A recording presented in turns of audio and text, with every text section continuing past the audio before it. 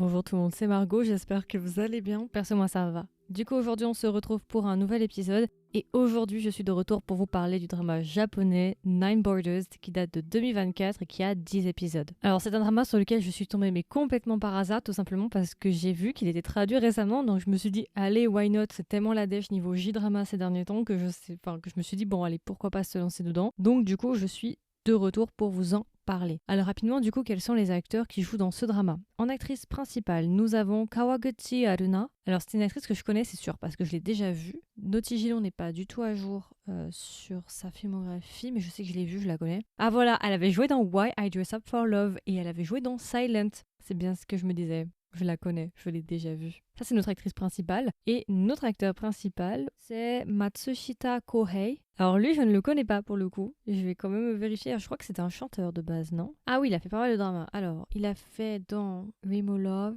Miyu 404. Eh mais Miyu 404, on me l'a recommandé justement. Ah, il est dedans? Ok, bon bah je vais aller voir. Parce que j'hésitais à aller voir Miyu 404 et il est ouvert dans mes pages. Hein. Ok, parce que c'est une abonnée qui m'avait recommandé Miyu 404. Ok, bah s'il est dedans, je vais voir. Merci.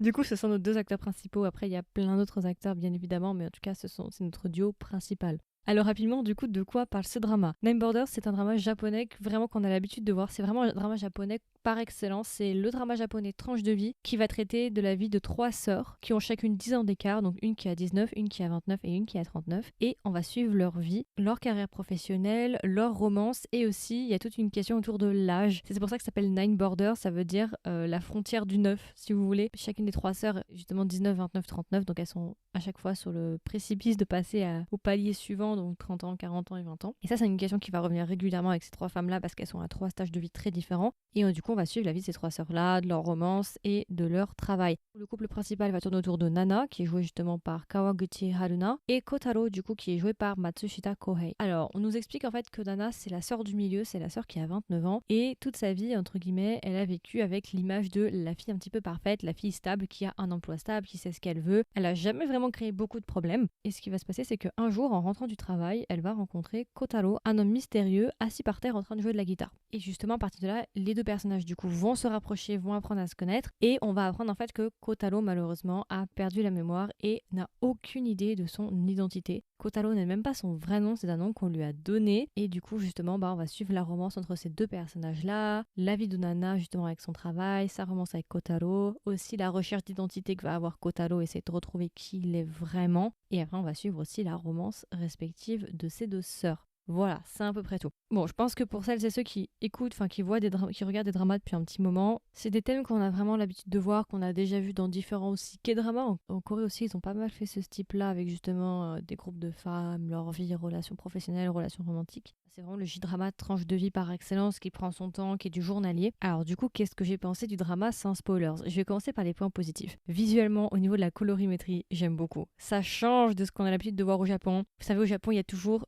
cette identité visuelle là, un petit peu désaturée, très blanche, on voit quasiment pas le ciel, où c'est très effacé. On dirait limite que t'as une trace de doigt sur l'objectif de la caméra et que ça fait un peu flou. Vous voyez ou pas? C'est une identité visuelle à laquelle je n'accroche pas. Et là, j'ai beaucoup aimé parce que franchement, visuellement, c'est un plaisir pour les yeux. C'est beau, c'est net, c'est propre, il y a de la couleur, voilà, ça fait plaisir. Visuellement au niveau de la colorimétrie, tout, ça fait plaisir. Franchement, là, il faut le dire quand c'est le cas. Le casting est plutôt bon, j'ai beaucoup aimé les acteurs. J'ai particulièrement aimé Matsushita Kohei que je ne connaissais pas et que vraiment, je trouve que ce monsieur a un charme de fou. C'est-à-dire que personnellement, ce drama, je vais vous le dire tout de suite, c'est pas forcément le drama de ma life, c'est un drama que j'ai failli drop plus d'une fois. Vraiment, à chaque fois, je me disais, bon, j'ai envie de drop, j'ai envie d'arrêter et tout, ça me saoule. Mais j'étais incapable d'arrêter et je voulais continuer. Pourquoi? Pour le casting. C'est vraiment le casting qui a réussi à me tenir jusqu'au bout, à me faire revenir sur l'histoire. Parce que j'avoue que plus d'une fois, soit c'était trop long pour moi, par moments, c'est vrai que je m'ennuyais un petit peu, c'était un peu long, ou soit parfois il y a des tournures d'événements qui ne me plaisaient pas nécessairement, donc j'avais envie de drop. Mais à cause de Kawaguchi Haruna et Matsushita Kohei, surtout Matsushita Kohei, j'arrivais pas à partir en fait. J'avais envie quand même de voir. Le truc, c'est que ce drama, tu vois, il y a un potentiel. Au niveau de la romance, ce que j'aurais peut-être à redire, c'est qu'elle est peut-être sous-exploitée. Je sais pas, j'ai l'impression qu'on aurait pu faire plus au niveau de l'intensité entre Kotaro et Nana. Et ce qui m'a tenu jusqu'au bout, c'est me dire est-ce que ça va décoller, est-ce que ça va partir, est-ce que justement, voilà, tu vois.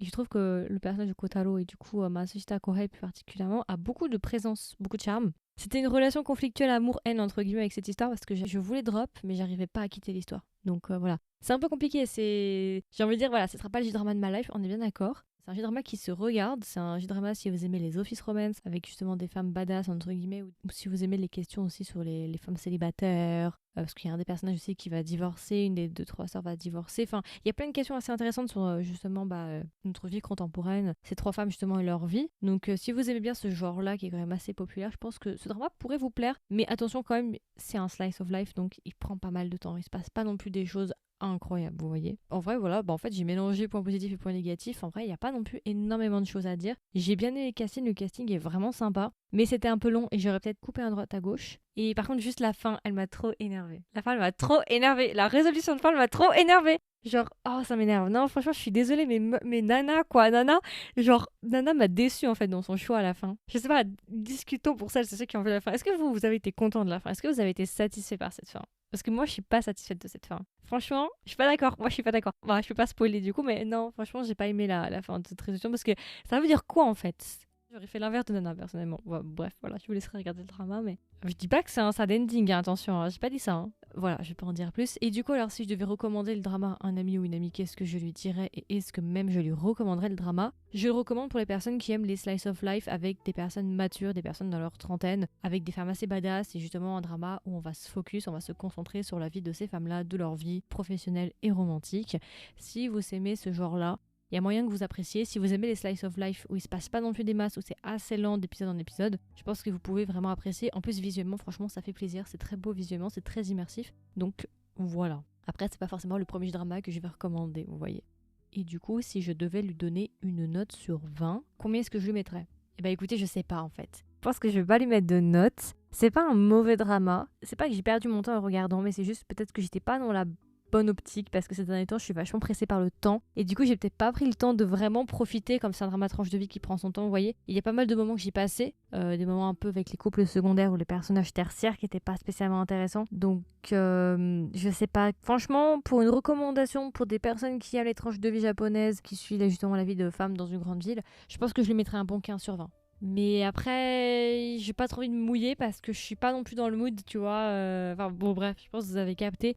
Mais c'est pas un mauvais drama en tout cas, je pense que pour les personnes justement qui s'ennuient et qui cherchent des J-dramas et qui arrivent pas à en trouver des bons, je pense que celui-là peut être vraiment sympa. En tout cas, c'est un petit truc à se mettre sous la dent en attendant qu'on trouve autre chose. Donc voilà, écoutez, c'est à peu près tout. Du coup, c'était mon review extrêmement court, sans spoiler, sur le J-drama Nine Borders. J'espère que ça vous a plu et que ça vous a intéressé. Comme d'habitude, n'hésitez pas à me donner vos retours. Est-ce que vous avez vu le drama? Si vous l'avez vu, est-ce que vous l'avez aimé ou vous ne l'avez pas aimé? Si vous ne l'avez pas encore vu, est-ce que vous comptez le rajouter à votre watchlist? Il y aura une section commentaires si vous m'écoutez sur Spotify, YouTube et YouTube Music. Et puis comme d'habitude, si jamais vous voulez suivre mes dernières actualités et mes dernières sorties, n'hésitez pas à vous abonner sur votre plateforme d'écoute préférée. Et si jamais vous voulez m'aider et me soutenir, comme d'habitude, n'hésitez pas à me laisser une note, pareil sur votre plateforme d'écoute préférée.